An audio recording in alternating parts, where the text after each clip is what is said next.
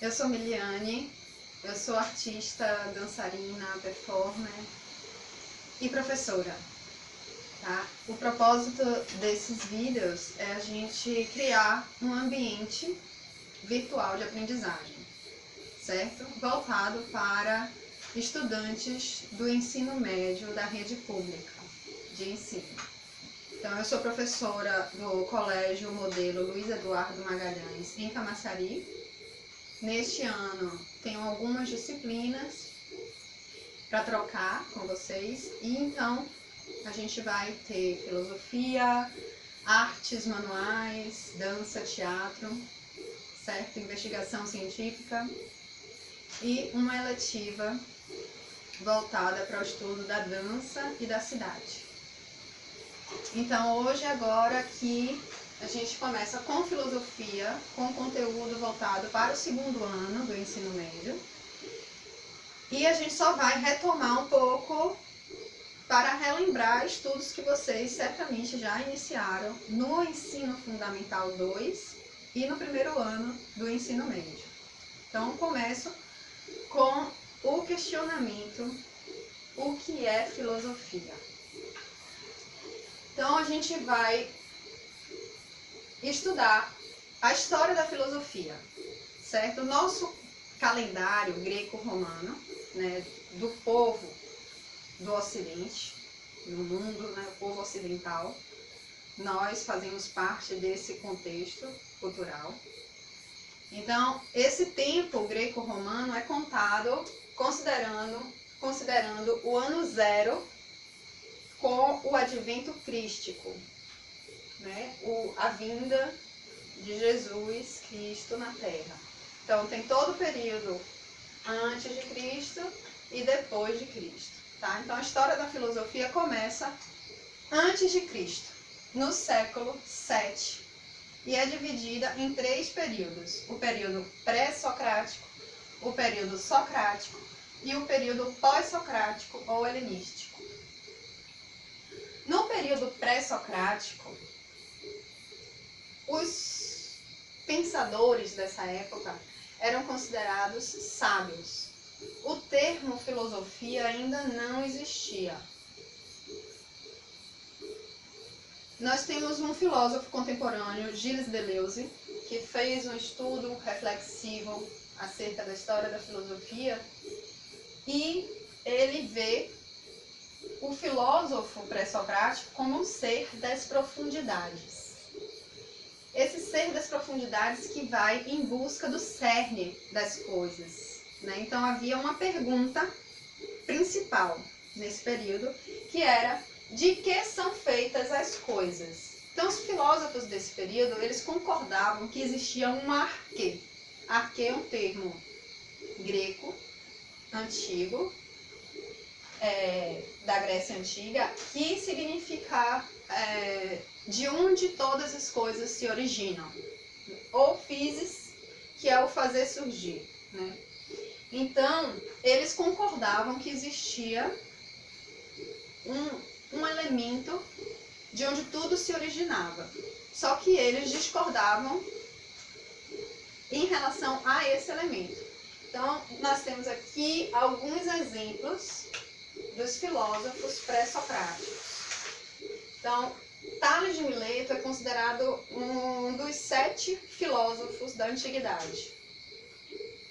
De Mileto, porque naquela época os sobrenomes estavam relacionados à cidade natal deles, né? A cidade onde eles nasceram. Então a gente tem Mileto, Éfeso, Samos, Nazaré, né? Jesus de Nazaré. Então Tales de Mileto acreditava que arquê, de onde todas as coisas no mundo e no universo se originavam, era da água ou do ambiente úmido. Anaximandro de Mileto acreditava que a origem de tudo era o infinito. Anaximenes de Mileto considerava que todas as coisas se originavam do ar. Heráclito de Éfeso acreditava que era um movimento constante, que era do fogo, que ele via essa transformação perpétua de tudo. Então ele acreditava que era um movimento, era do movimento que tudo se originava. E Pitágoras de Samos acreditava que o universo se originava a partir de princípios matemáticos. Pitágoras de Samos, ele foi um filósofo super revolucionário na época. A escola dele admitia mestras e estudantes mulheres. E ele é questionado: do que é que o senhor faz? O que é que o senhor trabalha? E ele responde: eu sou filósofo.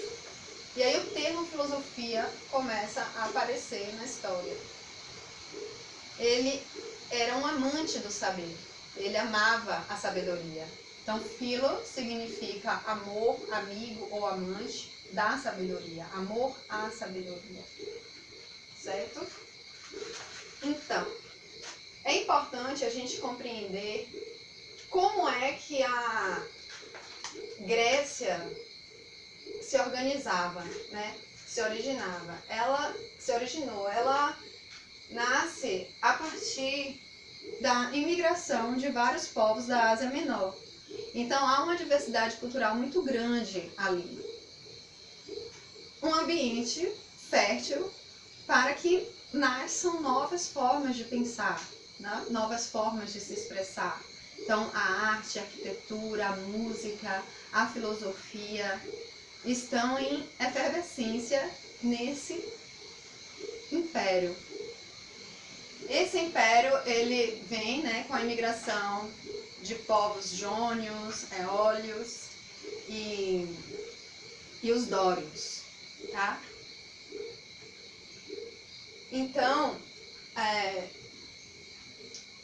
esse período de questionamentos existenciais e da origem de tudo fica bem vivaz nesse contexto de diversidade cultural muito rica, que a gente pode até fazer uma análise, uma reflexão em relação ao nosso país, o Brasil, né, que tem todo o mundo aqui em nossa terra. Então, em mim vem o sentimento de que há algo nascendo e brotando aqui em nossas terras férteis, né, por conta justamente dessa diversidade cultural. Né? Então, assim como a Grécia era uma região, né, um império cosmopolita, aqui o Brasil também.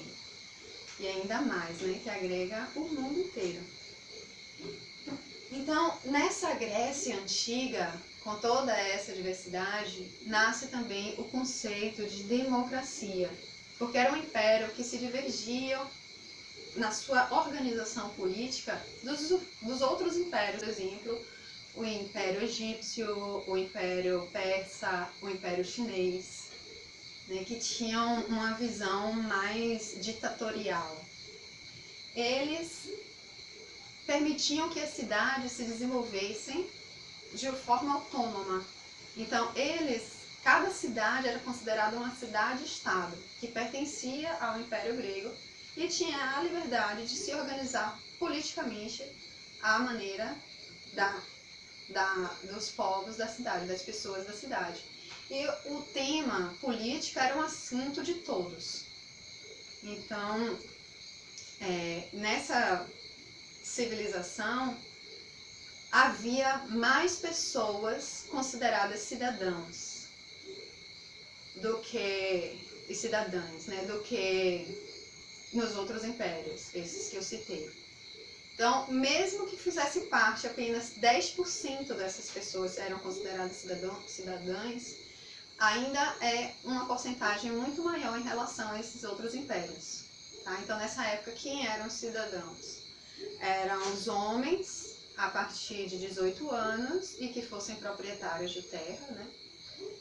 E que não fossem estrangeiros. Essa população ainda representava um número muito maior em relação aos outros impérios da época. Tá? Então, depois do período pré-socrático, esse questionamento existencial, ele permanece, mas ocorre uma transição, que é voltado mais para o ser, para o indivíduo, para as questões sociais, para a formação da sociedade, para a questão da política, né? Então, Sócrates, ele acaba sendo um filósofo que marca essa época e essa transição, tanto que os períodos históricos são nomeados a partir do nome dele, né? Pré-socrático, Sócrates e socrático e pós-socrático. Então, Gilles Deleuze, como eu disse, que ele vê o filósofo da época socrática, então, como um ser das alturas, que aí ele vai buscar no mundo das ideias, que a gente vai ver mais à frente, com estudos sobre Platão, as respostas para as questões cotidianas também, né? E as questões sobre virtude, sobre valor, sobre moral, sobre ética, tá? Então temos Sócrates, que ele ensinava nas praças, nas praças públicas, e ele não cobrava por essa troca, esse ensinamento. Ele ia e conversava com as pessoas, e nesse diálogo ele questionava as pessoas a ponto que elas se contradiziam em suas verdades. Então, ele estimulava o pensamento, o pensar. Ele era um cara humilde, a mãe dele era parteira, e ele admirava muito a mãe dele, a profissão da mãe dele, de trazer ao mundo os seres. Então, ele batiza o método dele como maiêutica, que é dar à luz as ideias aos seres. Então, a gente sabe, ele foi condenado, ele na verdade teve a oportunidade de escolher se tomaria aquele veneno, que é o cicuta, ou se ele parava de ensinar em praças públicas e desmentia que aquelas coisas que ele estava falando eram mentira. Então ele decide tomar o veneno, né? E aí a gente vai discutir isso mais à frente sobre a questão do valor, né? No seu fazer, na sua vida. E aí o discípulo dele foi Platão. Sócrates não gostava de escrever, mas ele não gostava de escrever como um exercício da memória, porque ele sabia que se ele escrevesse, ele iria guardar aquele tratado escrito e poderia acabar se esquecendo, porque tá ali guardado, eu não vou me lembrar. Então ele preferia sempre relembrar, para exercitar a memória. E a outra coisa é que ele queria falar para as pessoas diretamente, e a maioria das pessoas não sabiam ler. Então, de que valeria ter anotações que não chegassem às pessoas? Ele pensava dessa forma. E é seu discípulo que deixa o legado para a gente, escrevendo sobre o conhecimento que ele aprende com o mestre. Né? Há alguns historiadores e alguns filósofos que consideram até que Sócrates é um personagem que Platão criou. Bom, aí a gente não tem como saber ao certo, né? E Aristóteles é o discípulo de Platão, tá? Então, concomitante a esse período de transição do pensamento pré-socrático para o pensamento socrático, havia uma escola que se criou nesse período, que é a escola sofística, os sofistas, que eles divergiam das ideias socráticas. Eles acreditavam que as coisas eram relativas, então influenciados aqui por Heráclito de Éfeso no movimento, na mudança, na transformação. Então, enquanto Sócrates acreditava em uma ideia de uma verdade absoluta, um conceito de felicidade vai valer para todos em qualquer tempo e lugar. A justiça, a virtude. Para os sofistas, não. Para os sofistas era relativo e tudo se transmutava. Eles eram peregrinos, eles viajavam de cidade em cidade, buscando ensinar os jovens, né? E eles cobravam uma taxa por esses ensinamentos, por essas aulas. E Sócrates não acreditava dessa forma. Para ele, a aula tinha que ser pública para todos que quisessem. Então, aqui a gente tem também alguns exemplos dos principais filósofos da escola sofística, né? Que eram a escola sofística, eram pensadores da Grécia Antiga que viajavam de cidade em cidade, realizando discursos públicos para atrair estudantes, de quem cobravam taxas para oferecer-lhes educação. Então, os principais filósofos da escola sofística são Protágoras, essa frase é dele. Então, nessa questão da arquê, de onde tudo se originava, né? Ele acreditava que era o homem. O homem é a medida de todas as coisas. Gorgias, para ele não há nada absoluto, tudo é transmutável. Hípias centrava seus estudos na astronomia, geometria, filosofia, matemática e história. E Pródico centrava seus estudos na ética, na gramática e na retórica. Tá? Então, nesse período também existia um termo que era a paideia. A paideia era usada como um termo empregado para sintetizar toda a noção de educação na antiguidade grega, certo? Então, isso era como uma sistematização do processo de educar. Então, eles organizaram algumas matérias principais para educar os jovens, né? Geografia, história natural, gramática, matemática, filosofia, música e ginástica. E isso com um questionamento. Qual era esse questionamento? Quem sou eu? Era de onde partia essa produção de conhecimento. Então, esse foi o período socrático. No século IV a.C. se inicia o período helenístico ou pós-socrático, também como uma transição. Então é importante frisar isso e a gente não perceber esses períodos históricos como uma linha que acontece dessa forma linear, porque o tempo, na verdade, ele é espiralar, né? Acontecem coisas simultaneamente em diversas partes do mundo, né? Então, essa transição, por conta da codependência, do processo evolutivo, ele acontece dessa forma, né? Então, não engavetar as coisas, deixa fluir. No período helenístico, que traz toda a herança de tudo que se passou, relembrando Gilles Deleuze, que ele vê o filósofo pós-socrático como um ser das superfícies.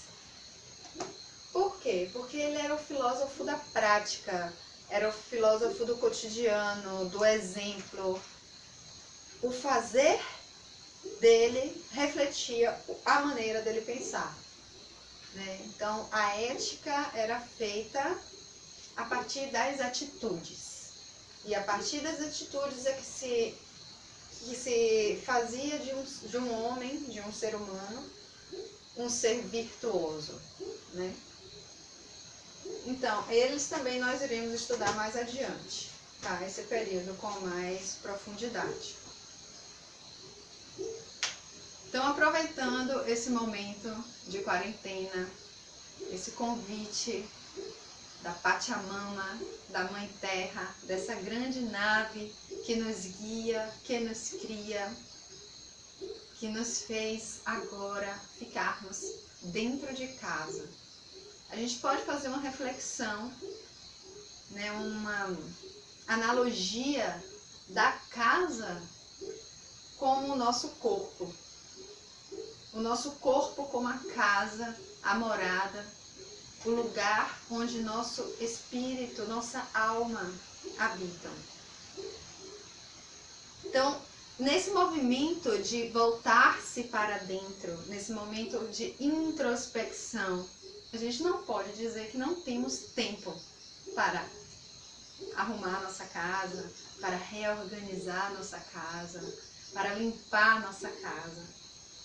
Nós ganhamos de alguma forma esse presente de se proteger e ao mesmo tempo é como se a coroa desse vírus quisesse trazer para a gente também um processo de coroamento individual, interno, que ele vai partir do autoconhecimento, né? Então, nessa busca do autoconhecer-se, eu convido para um exercício filosófico.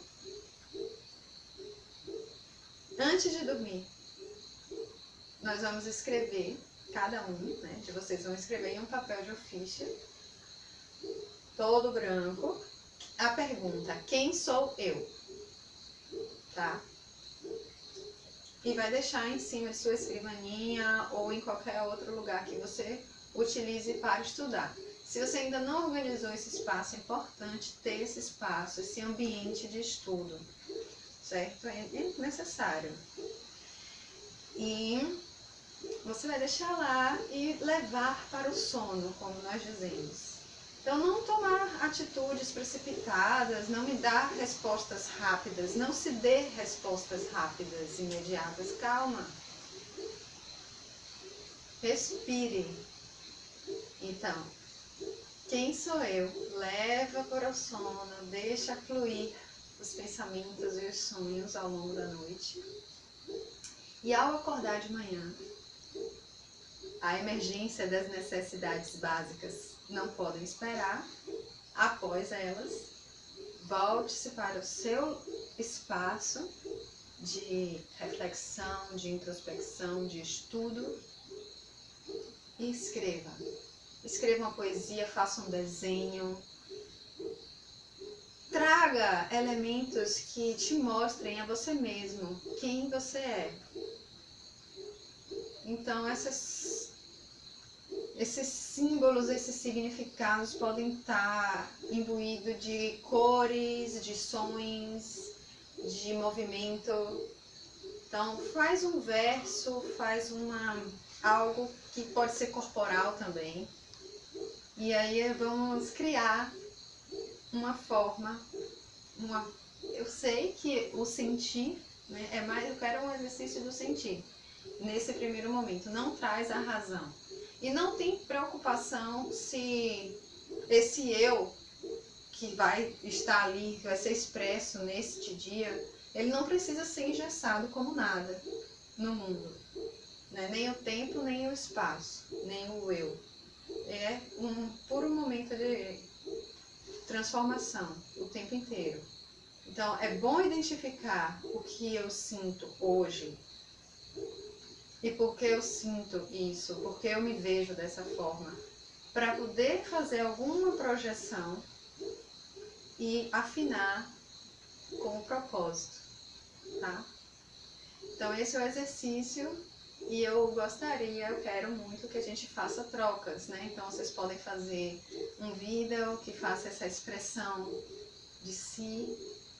Eu vou fazer um também, eu não gostaria de apresentar primeiro, eu gostaria que vocês mostrassem, porque eu não quero dar uma ideia assim direta do que vocês façam. Eu quero que vocês tenham liberdade total para criarem à sua maneira. Então pode ser um verso, uma prosa, vocês podem cantar uma música, vocês podem botar uma música que vocês se identificam muito e dançar essa música, que ela vai falar sobre você e você filma essa dança, né? Você pode pegar uma flor, o que você quiser, crie. quem é você, tá certo? Massa, a gente se vê mais tarde. Beijo!